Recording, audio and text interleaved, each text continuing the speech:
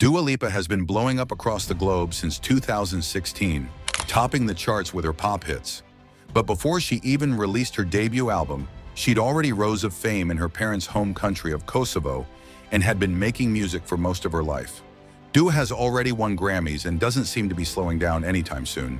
And despite coming from a creative family by nature, she's already developed a style and sound all her own. Well, if you want to know more about the story and lifestyle of Dua Lipa, then stay tuned because we'll get into all of that and more here for you. On Fame Untold, Dua Lipa was born August 22nd in 1995 in Lenton, England, to parents Vanessa and Draže Lipa from Pristina, Yugoslavia, which is presently known as Kosovo. UA is the eldest child of her Kosovo-Albanian parents, with a younger sister Rina and a brother named Jan through her grandmother from her mom's side. She is also Bosnian, and her family is said to be of Muslim heritage. In terms of language, her native tongue is English with a British accent, and she also speaks Albanian. Growing up, Dua was musically influenced by her dad, a lead singer and guitarist for the rock band ODA in Kosovo. He often played music at home, including his own music and plenty of songs by classic artists like Bob Dylan, David Bowie, Radiohead, and more. While living in London, her parents worked as waiters in cafes and bars, but her dad was also studying business. While her mother trained in travel and tourism, it appears Dua's father dabbled in quite a bit as before, but he was pursuing a career in dentistry. When they moved back to London, her parents were simply trying to make ends meet for the family. While growing up in London, Dua enjoyed her musical childhood and started singing herself at the young age of 5.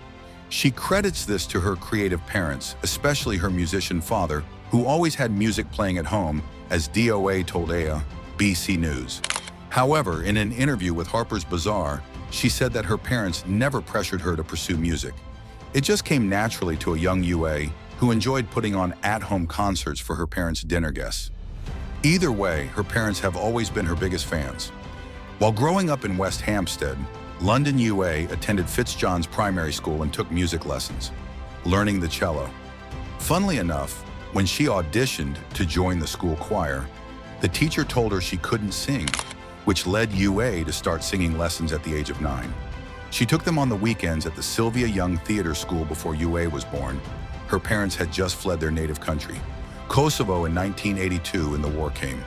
As I had mentioned, Dua's grandfathers were historians, and her paternal grandfather led the Kosovo Institute of History at the time the war began. Do I explain to The Guardian? Once the Serbians came in, they wanted a lot of the historians to rewrite the history that Kosovo was always part of Serbia, never part of Yugoslavia. And my grandfather was one of those people who wouldn't. So he lost his job because he didn't want to write a history he didn't believe to be true. Since Dua was already involved in her heritage, she was excited to move to Pristina, the capital of Kosovo, in the 2000s.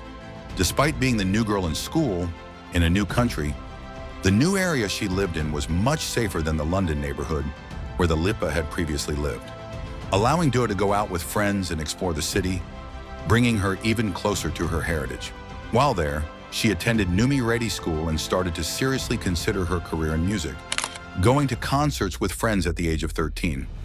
After attending her first concert, she soon discovered rappers such as 50 Cent, her second concert in Snoop Dogg. In an interview, she said basically in Kosovo, people only really listen to hip-hop.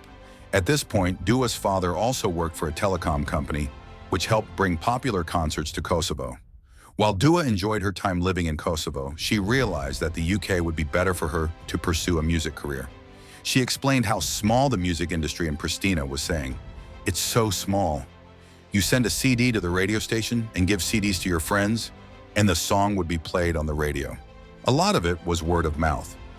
Well, at the age of 15, Dua moved back to Len completely on her own. She moved in with an older friend who was in grad school, which made Dua's parents feel much safer about the move in London. She continued school, finishing her education at Parliament Hills Girls' School, while attending the Sylvia Young Theatre School part-time. Soon enough, though, Dua decided to focus on music full-time. When she opted for music over university, her parents were skeptical but supportive, and these days they travel with UA whenever they can. Keeping the worldwide superstar as grounded as possible, To her roots in London and Kosovo, UA told Al magazine about her two homes. Both places are part of me. So much of what I do is in twos.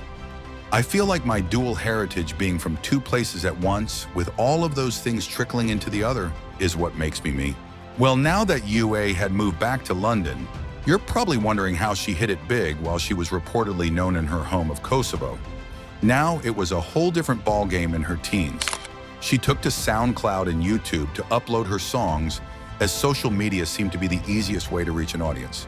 She posted videos of herself covering songs by artists like Christina Aguilera and Alicia Keys at the same time when she was 16.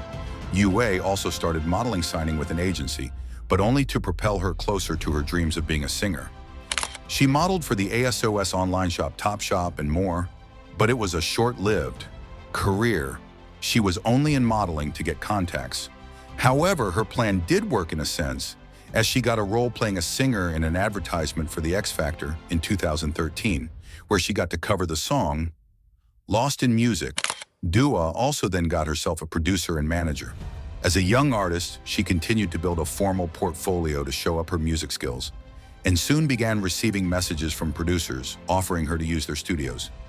Eventually, while she was working as a waitress in a bar tap management, directed by Ben Mawson and Ed Millett, also the agency that represents Lana Del Rey, discovered UA and her unique voice and offered to manage her.